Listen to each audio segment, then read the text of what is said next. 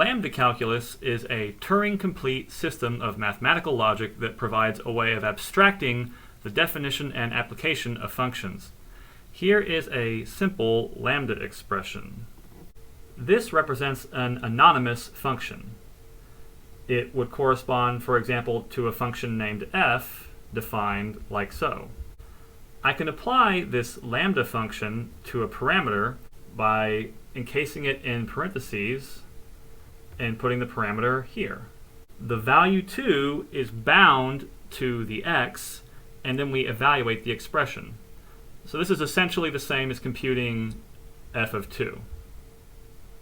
So if I bind the 2 to the x, I end up with 3, 2 squared minus 5 equal to 12 minus 5 equal to 7.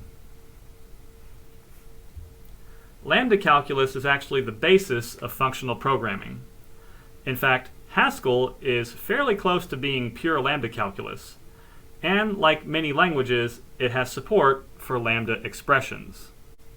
In Haskell, I define a lambda expression using this backslash, which looks reasonably close to the Greek letter lambda. Then I have the x, and instead of having a period, I use a dash and a greater than symbol to make what looks like an arrow. And then on the other side of that, I have my mathematical expression, which matches what I showed on the whiteboard a moment ago. I put it in parentheses, and if I apply this anonymous function to the value 2, it evaluates to 7. Lambda expressions can be used anywhere where any other function would be used. Therefore, I could send a lambda expression as the functional parameter to the map function when making a call like this. And we see that the first result here is what I get when I take 1, square it, multiply by 3 and minus 5. I get minus 2. And when I take 2, square it, multiply by 3 and minus 5, I get 7, and so on. So lambda expressions can be used anywhere where other functions are used, and they are typically very useful in these higher order functions when you're doing some sort of one-off operation that is esoteric or highly specific enough that it doesn't really make sense to define a name for it. However, you can still choose to bind a lambda expression to a name and define functions using lambda expressions rather than using the typical Haskell syntax. So here, f is a function. It equals the lambda expression we've been working with. I load that into Haskell, and now I can say f of 2, and I get the value 7. It's performing the same calculation, but I've simply defined the function using a lambda expression rather than the more typical definition, which would look like this. Now I can't have both of these definitions in the same file because there's a clash, but they are equivalent definitions, so I can pick one or the other. Lambda expressions are also useful in rearranging data or the order of parameters in order to make it easier to use higher order functions. Here is the higher order insertion sort definition used in the previous video. If I apply that function to this list, I get a sorted list. But what if I change the insert function by swapping the order of the parameters? I would need to swap them in the definition here and also in the recursive call here. This will no longer work. I get a type error in the definition of my higher order insertion sort function because the insert function is no longer matching the required function type signature. However, I can use a lambda expression to fix this.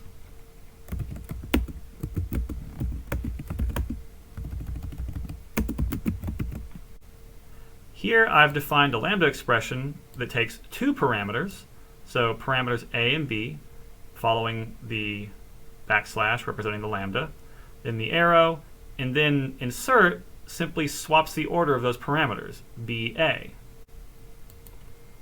When I reload this, it works fine. And when I call my insertion sort function again, it works just like before.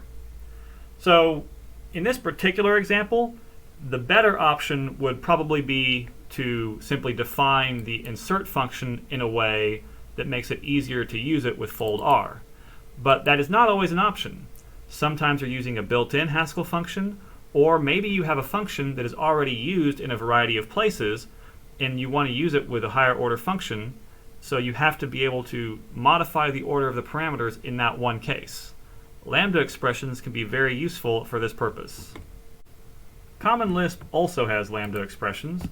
Here I am defining the same lambda expression I was using before.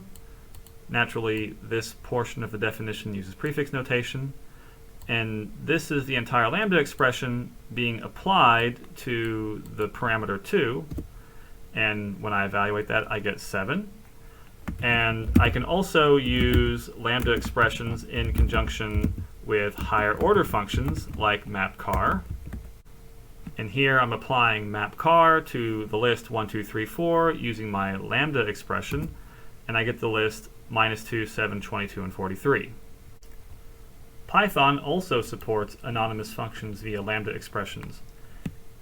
Here is our same lambda expression we've been working with so far. We use the keyword lambda. We use a colon to separate the variable being bound from the expression. Note that in Python, the double asterisk indicates exponentiation, so this is 3x squared minus 5. If I want to apply this to a parameter, I add it in parentheses, and here I get the result 7. If I didn't have the parentheses, then a lambda function would be returned, and I could actually assign that to a variable and then use that variable in the future to process parameters. Of course, the option of using a lambda expression with something like a higher order function map is also available. If I want to see these results, I'll need to convert the return value to a list. And sure enough, that's exactly what we would expect. Finally, here is an example of a lambda expression in Java. We create an array list, add several values to it, and then use the higher order method for each, and inside of it we have this lambda expression. X is the variable that is bound, so this will take on each value from the list, and then the code in this block will be executed. And note that this code prints to the console, so it's creating a side effect. This is not pure functional style. And also, we're not returning a list or any other kind of data structure containing the results. We're printing them out. Nevertheless, we do have a lambda expression here, and when we run this code, it prints the values that were added to the list like so.